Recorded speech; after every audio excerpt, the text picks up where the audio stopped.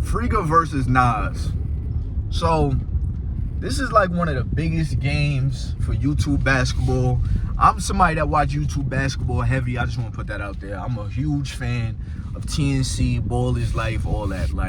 And it takes a lot for me to say I'm a fan of anything. But I'm a huge fan of what them boys is doing. I had a vision to do something like that when I seen people playing basketball on YouTube before, especially when I knew I wasn't going to go to the NBA or anything. I was like, man, I can make a career out of this, on YouTube. But to see these dudes do it and make money, it's just fire to just watch. And I actually have more fun and I'm more entertained watching YouTube basketball than I am watching the NBA. I feel like the NBA is a whole bunch of soft shit. Niggas just throwing up fouls. YouTube, it's a lot more going against the players. You know what I mean? You got a certain amount of dribbles, so you have to really strategize. Hoopers know. But the Nas versus Friga game, bro, I gotta say, I watched the game to 100 yesterday that they had on the pay-per-view website, and it was very much exposing. You got to think about it. You got some of the best players of YouTube playing against each other right now. You got Rob, you got Uncle Scoob, you got Nesco, you got Nas, Friga. You got some of the best dudes playing against each other, and this is the time to show that you're one of the best. It's not time to show you're nice when you're playing against somebody that's not part of the best. And I mean the right now best, not when people were just starting or not last year's best, because a lot of people's games have changed. And I have to say, Nas was out there killing them boys.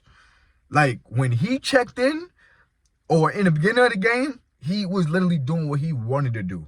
Friga hit a shot, Nas hit a shot. It was back to back.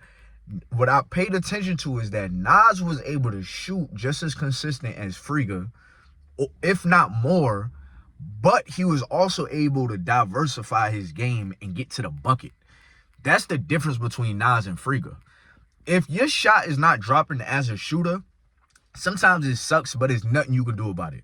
You're just not hitting today. If Nas' shot not dropping the day they play, he can rely on driving to the basket and using his body. That's something that every hooper knows. All right, my shot's not dropping. It's not dropping. Let me use my handles. Let me get to the bucket. Friga doesn't have handles like that. Any real basketball player can see that. He's like a Klay Thompson. He can shoot that motherfucker.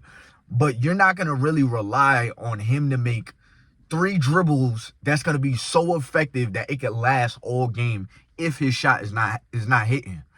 And then honestly, watching that game yesterday, Friga looked type nervous. And the game I'm talking about is I think it was a 3-on-3 to 100. He looked type nervous. He went for a layup and hit just backboard. He hit he was in front of the rim, try to put the ball back up and hit the backboard, and the shit didn't even hit the rim. It just went right back to him. He was trying to throw an alley-oop off the backboard. But it was one of those, what the hell?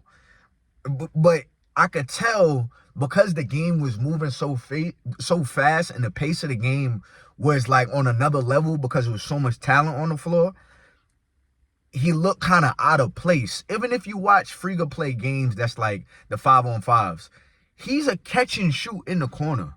Friga's not bringing the ball up the court and then getting it done. And that says nothing bad about him, as a player.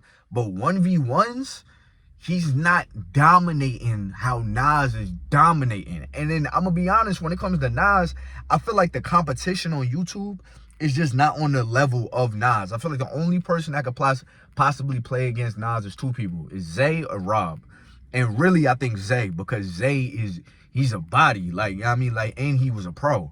So I feel like Zay's the only person that could really keep up with Nas. And I'm not going to lie, I feel like Zay's either number 1. Right now, I'm not going to lie, I think Zay is number 1. Because Zay's bag is crazy. And the shots he be making be off the wall.